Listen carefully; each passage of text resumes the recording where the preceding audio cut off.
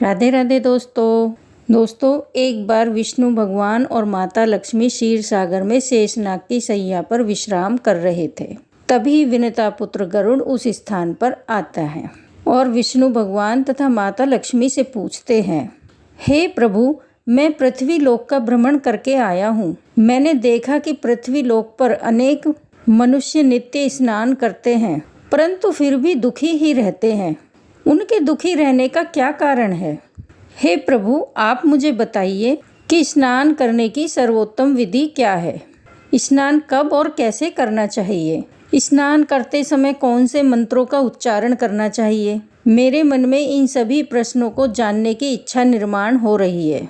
गरुड़ जी माता लक्ष्मी जी से भी पूछते हैं, हे माता, मैंने यह भी देखा है कि अनेक महिलाएं नित्य स्नान करके आपकी पूजा और आराधना करती हैं, किंतु फिर भी उनके घर में आपका वास नहीं होता है। इसका क्या कारण है? गरुड़ जी के द्वारा इस प्रकार से प्रश्न पूछने पर विष्णु भगवान कहते हैं, हे पक्षीराज, तुमने बहुत उचित ही प्रश्न किया है। स्नान करना अत्यंत आवश्यक होता है। स्नान से ही शरीर शुद्ध होता है। स्नान करने से ही शरीर पवित्र होता है और मनुष्य पूजा पाठ आदि कर्म करने के पात्र बनता है। इसीलिए मनुष्य को नित्य स्नान करना चाहिए। तुम्हारे सभी प्रश्नों के उत्तर देने से पूर्व मैं तुम्हें अत्यंत पवित्र कथा सुनाता हूँ। उसे तुम ध्यान से सुनो। इस कथा में तुम्हें तुम्हारे सभी प्रश्नों के उत्तर प्राप्त होंगे। इतना कहकर विष्णु भगवान ने गरुड़ जी को स्नान का महत्व बताते हुए एक कथा सुनाई है, जिसे सभी व्यक्तियों को ध्यान से सुनना चाहिए। इस कथा का श्रवण करने मात्र से ही सैकड़ों तीर्थों में स्नान करने का पुण्य मनुष्य को प्राप्त होता है। इसीलिए आप सभी इस कथा को पूरा जरूर सुने। आधा अधूरा ज्ञान अनर्थ का कारण होता है। तो आइए शुरू करते हैं। भगवान विष्णु कहते हैं, हे पक्षीराज, प्राचीन काल की बात है। मध्य देश में एक अत्यंत सुंदर नगर था, जहाँ पर एक धनवान सेठ रहता था, जिसकी 3 पुत्रियां थीं। सेठ ने अपनी पुत्रियों को कभी किसी चीज की कमी नहीं होने दी। उसने उन्हें बड़े लाड़ प्यार से पाला था। उसकी पुत्रियां बहुत ही सुंदर और चंचल स्वभाव की थीं। एक पिता का जो कर्तव्य होता है, वह सभी उस सेठ ने पूर्ण किया। अपनी पुत्रियों को उसने सब कुछ दिया, लेकिन उसने केवल एक गलती की। उसने अपनी पुत्रियों को शास्त्र ज्ञान नहीं दिया। जीवन में सब कुछ पाकर भी उसकी पुत्रियों का जीवन अधूरा था। ज्ञान के बिना कोई भी मनुष्य पूर्ण नहीं होता है। पैसा, संपत्ति, सौंदर्य होकर भी उसकी पुत्रियों के पास वो नहीं था जो प्रत्येक स्त्री के पास होना चाहिए। फिर जब उसकी 3 पुत्रियां जवान हुई, उस सेठ ने उन 3 पुत्रियों का विवाह अच्छे कुल में कर दिया। तीनों के पति बहुत बड़े बड़े व्यापारी थे और सभी राजमहलों में रहने के लिए चली गईं। जैसे ही तीनों रहने के लिए अपने घर चली गईं, वहां पर उनका भव्य दिव्य स्वागत किया गया। विवाह के बाद की सभी रस्में की गईं। उन तीनों के ससुराल वालों ने उनको बहुत मान सम्मान दिया। तीनों अपने ससुराल में बड़े ही मौज से रहने लगीं। देर से जागती थीं और देर से स्नान करती थीं। बिना स्नान किए ही भोजन किया करती थीं और कभी कभी ही पूजा पाठ किया करती थीं। उनकी सास ने उन्हें कई बार टोका, लेकिन किसी ने अपनी सास की बात नहीं मानी और अपनी ही मनमानी करने लगी। लेकिन जैसे जैसे समय बीतता गया, उन तीनों पुत्रियों के ससुराल में परेशानियां बढ़ने लगी। तीनों के पतियों को व्यापार में आर्थिक नुकसान होने लगा और धीरे धीरे उनका सारा व्यापार डूबने लगा। दूसरों से कर्ज लेकर वो अपने व्यापार को चलाने लगे, लेकिन फिर भी उन्हें घाटे का ही सामना करना पड़ा, जिससे घर में क्लेश होने लगा। बार बार लड़ाई झगड़े होने लगे। जब से ये तीनों उन घरों में रहने के लिए चली गई थीं, तभी से उनके घर में संकट आने शुरू हो गए थे। उन तीनों बहनों के ससुराल में पैसे की इतनी तंगी हुई कि उन्हें अपना घर बार सब कुछ बेचना पड़ा और वह सभी झोपड़ी में जाकर रहने लगे। लेकिन वे तीनों बहनें झोपड़ी में रहना पसंद नहीं करती थीं। इसीलिए वह अपने ससुराल को छोड़कर मायके में वापस आ गईं और अपने पिता के साथ रहने लगीं। अपने घर पर आकर भी उन तीनों की आदत नहीं बदली। और घर पर आकर भी वह तीनों बहन बड़े मौज से रहने लगी। वहाँ पर भी वह तीनों देर से उठती थी, देर से स्नान करती थी और बिना स्नान किए ही भोजन किया करती थी, जिस कारण से उनके पिता को भी व्यापार में नुकसान होने लगा और उनकी आर्थिक स्थिति खराब होने लगी। फिर एक दिन उनके द्वार पर विष्णु भगवान एक साधु का रूप धारण करके आ गए। सेठ ने उस साधु का प्रेम से स्वागत किया और उनके पैर धोकर उन्हें प्रणाम किया। फिर सेठ ने उस महान साधु को अपना दुख बताया और उस पर निवारण करने के लिए उपाय पूछा। सेठ ने अपनी पुत्रियों को भी बुलाया और साधु को उनके बारे में भी उनकी सारी हकीकत बता दी। जैसे ही उस साधु ने सेठ की उन तीनों पुत्रियों की तरफ देखा तो वे उनकी सारी हकीकत समझ में आ गई। उन तीनों बहनों के चारों ओर नकारात्मक शक्ति का घेरा बना हुआ था, जो कि उनके साथ ही चल रहा था। वो जहाँ पर भी जाती वो नकारात्मक ऊर्जा उनका पीछा नहीं छोड़ रही थी। उस सिद्ध साधु ने उस सेठ से कहा, तुम्हारी तीनों बेटियों की आदतों के कारण तुम्हारी तीनों बेटियों के चारों ओर नकारात्मक ऊर्जा का घेरा बना हुआ है।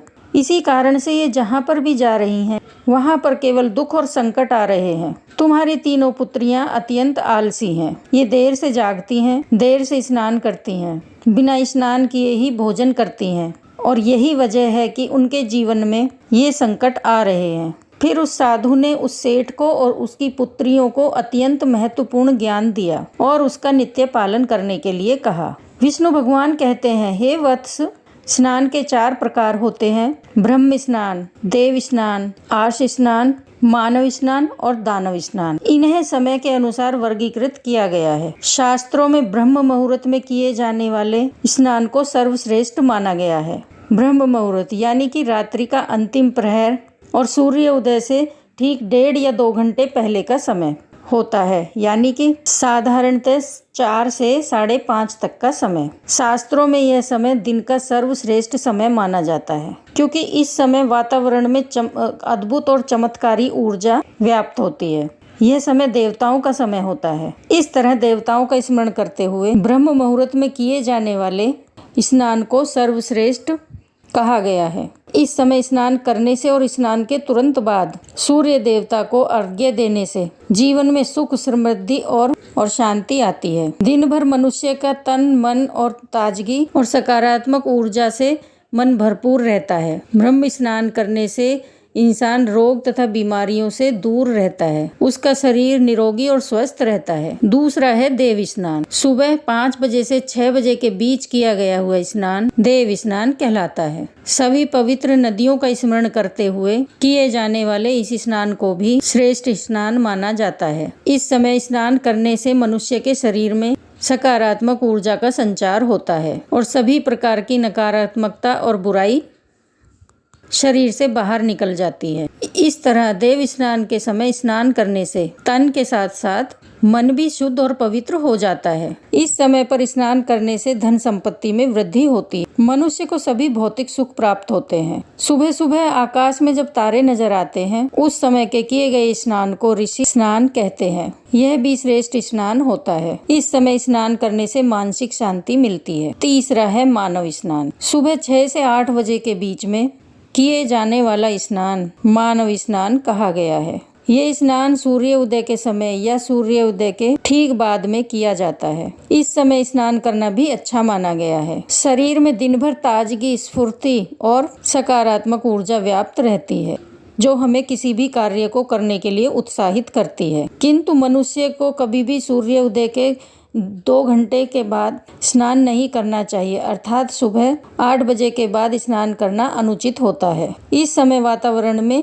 दैविक शक्ति बहुत कम हो जाती है, इसलिए मनुष्य में इस समय ऊर्जा की भी कमी दिखाई देती है, जिससे वह दिन भर आलस का अनुभव करता है। पूरे दिन शरीर में सुस्ती सी रहती है और किसी भी काम में मन नहीं लगता है। सुबह 8 बजे के बाद स्नान करने से व्यक्ति के जीवन में दुर्भाग्य आता है। उसके शरीर में नकारात्मक ऊर्जा का वास होने लगता है। ऐसा मनुष्य जिस स्थान पर भी जाता है उसके साथ दुर्भाग्य चला आता है। तुम्हारी ये तीनों पुत्रियां सुबह देर से स्नान करती थीं जिस कारण से उनके ससुराल की सारी संपत्ति नष्ट हो गई और अब तुम्हारी भी धन संपत्ति नष्ट हो रही है। सूर्योदय होने के बहुत समय बाद तक भी जो लोग स्नान नहीं करते हैं उनके मन में दिन भर क्रोध, राग, द्वेष, नकारात्मकता, कमजोरी और चिड़चिड़ापन बना रहता है, जिससे इनके काम में मुश्किलें आती हैं। इसलिए प्रतिदिन ब्रह्म स्नान, देव स्नान, ऋषि स्नान या मानव स्नान करने की सलाह दी गई है। प्रतिदिन इन पवित्र कालों में उठकर प्रतिदिन स्नान करके ईश्वर की पूरी श्रद्धा से आराधना, प्रार्थना और पूजा पाठ करने से तथा सूर्य देवता को अर्घ्य देने से हमारे तन के साथ साथ मन भी पवित्र और शुद्ध हो जाता है और हमारी बहुत सी समस्याओं का समाधान हो जाता है। हमारे अंदर से सभी प्रकार की नकारात्मकता दूर होती है और सुख समृद्धि का मार्ग खुल जाता है। संध्या काल और रात्रि के समय अत्यावश्यक ना हो तो बिल्कुल भी स्नान नहीं करना चाहिए। विष्णु भगवान कहते हैं, हे वत्स, अब मैं तुम्हें स्नान करते समय बोले जाने वाले अत्यंत महत्वपूर्ण मंत्र के बारे में बताने जा रहा हूँ, इसीलिए तुम इसे ध्यान से सुनो। जो भी इस मंत्र का उच्चारण करते हुए स्नान करेगा उसके सभी पाप उसी क्षण नष्ट हो जाते हैं, उसका दुर्भाग्य भी नष्ट हो जाता है और उसे सुख समृद्धि प्राप्त होती है। वह मंत्र इस प्रकार है, गंगे च यमुने च गोदावरी सरस्वती नर्मदे सिंधु कावेरी जले अस्मिन् सन्निधिं कुरु। इसका अर्थ है, हे गंगा, यमुना, गोदावरी, सरस्वती, नर्मदा, सिंधु और कावेरी माँ, मेरे स्नान करने के जल में कृपया आप सभी पधारिए। इस मंत्र के उच्चारण से सभी तीर्थ स्थानों में स्नान करने का पुण्य मिलता है। इस प्रकार से विष्णु भगवान ने उस सेठ को स्नान करने का महत्व बताया। फिर सेठ की तीनों पुत्रियों को अपनी गलती समझ में आ गई। वे तीनों अपनी अपनी ससुराल में रहने के लिए चली गईं और भगवान विष्णु द्वारा बताए गए स्नान के सभी नियमों का पालन करने लगी। तीनों सुबह ब्रह्म मुहूर्त में जागकर सुबह स्नान करने लगी और नित्य सूरज को जल देने लगी। सुबह नित्य स्नान करने से उनका शरीर पवित्र हो गया और वह नकारात्मक ऊर्जा भी पूरी तरह से नष्ट हो गई। धीरे धीरे उनके पति का व्यापार भी ठीक से चलने लगा और उनका खोया हुआ सब कुछ उन्हें फिर से वापस मिल गया और तीनों बहनें बड़ी ही प्रसन्नता से अपनी ससुराल में रहने लगी। तो दोस्तों, इस प्रकार से हमारे जीवन में स्नान का बहुत अत्यधिक महत्व होता है, इसीलिए हमें रोज सुबह जल्दी स्नान करना चाहिए। सुबह 8 बजे के बाद स्नान करना अशुभ होता है। इस प्रकार से विष्णु भगवान ने गरुड़ जी को स्नान का महत्व बताया है। उम्मीद है आपको यह कथा पसंद आई होगी। वीडियो को लाइक जरूर करें